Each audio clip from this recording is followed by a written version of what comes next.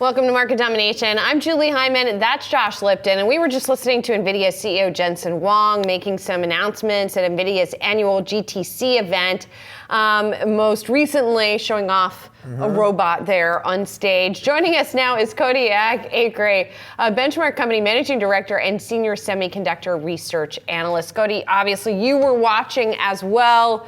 Any big takeaways here? It was sort of fleshing out some of the bones of which we were aware of already, right? I think that's really been more of the nuts and bolts of the keynote was really just a bit more details around what we knew was already in the works. Ultra and Rubin and now Hyman in 28. That was incremental. We have not heard much about that in the past, but for the most part, it was a lot of incremental details that were relatively small. Cody, I remember when NVIDIA last reported financial results and we had, other smart financial analysts on like yourself, your colleagues on the street, and I asked them, hey, okay, what is the next big catalyst for the stock? And some of them, Cody, told us it was GTC, but I look right now, the stock's down about, nearly 2.5%. Was there something, Cody, investors were hoping for that they didn't hear today? They were just hoping for more, maybe more details, maybe something about an acceleration of Rubin. But with Rubin, it looks like it's not coming until the second half of 26 now.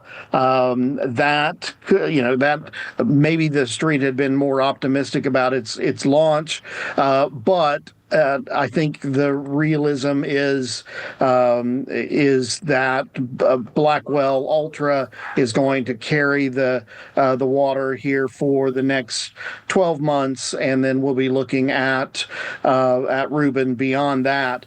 But it is obviously a bit of a disappointment from street expectations with the stock being off today.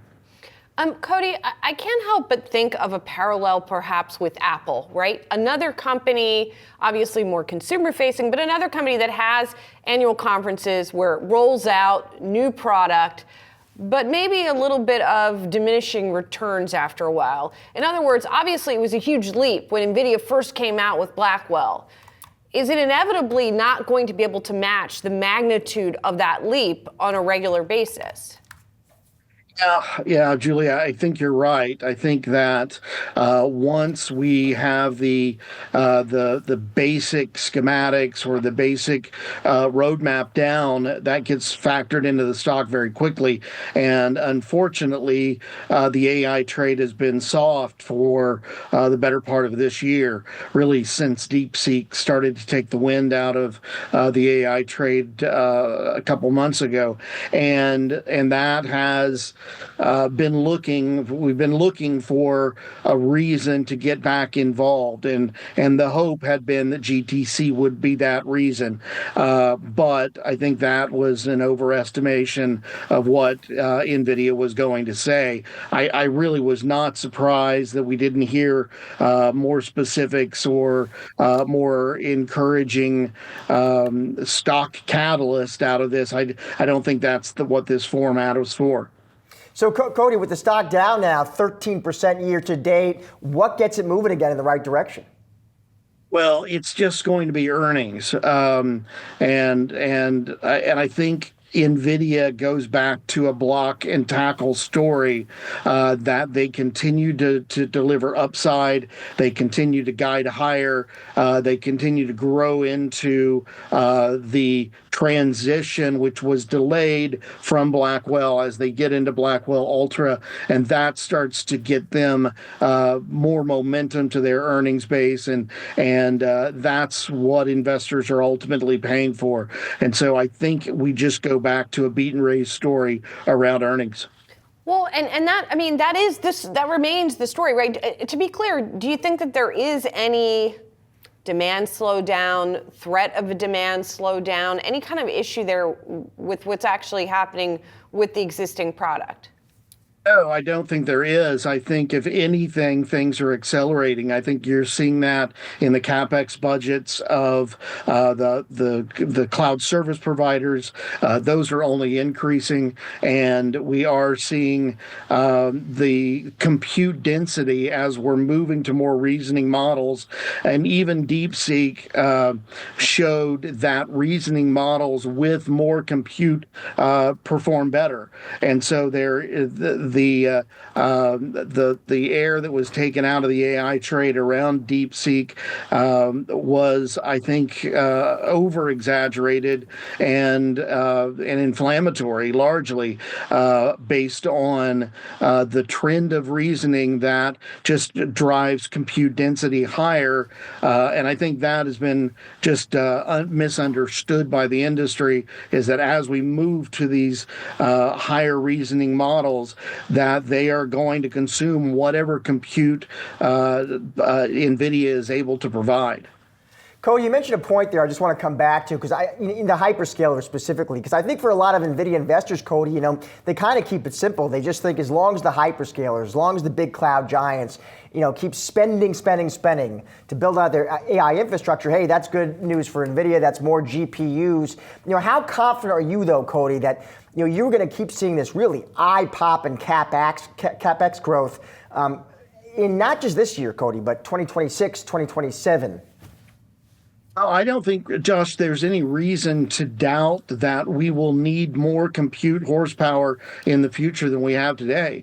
That AI is becoming pervasive throughout all industries, whether it's industrial, automotive, pharmaceutical, mining, any kind of delivery logistics. We're seeing it become pervasive throughout multiple verticals, and the more they use it, the more they need to rely on the cloud service providers for infrastructure. And so you're seeing companies like Oracle come on as a major supplier of resources.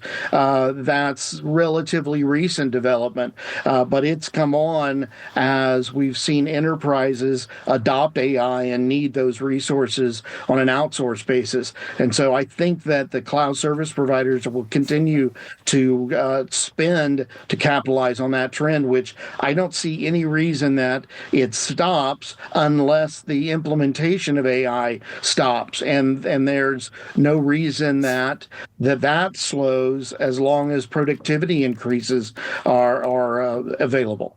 So would it stop or slow if indeed some of the worst concerns about the economy right now come to pass? In other words, as you know, of course, there's a lot of concerns about tariffs, about the effect on the economy. We've seen some hits to consumer confidence. Do you have any concerns that that is going to affect the future pace of AI spending? Yeah, I do, Julie. I think the pace of spending is going to be very economically sensitive, and there is big concerns in my mind and at our firm of a slowdown in our GDP trends and the global impact the tariffs are likely to have. And that is going to be a direct correlation to enterprise willingness to spend. That has to impact, there has to be a certain sensitivity to economic direction. And I think that is the biggest risk to AI. I don't think it changes the long-term adoption. I think it simply causes a pause as corporations start to try to figure out what the next permutation of our economy is going to look like. And if that is slower, then spending will slow. Cody, appreciate that instant analysis and reaction. Thank you for joining us.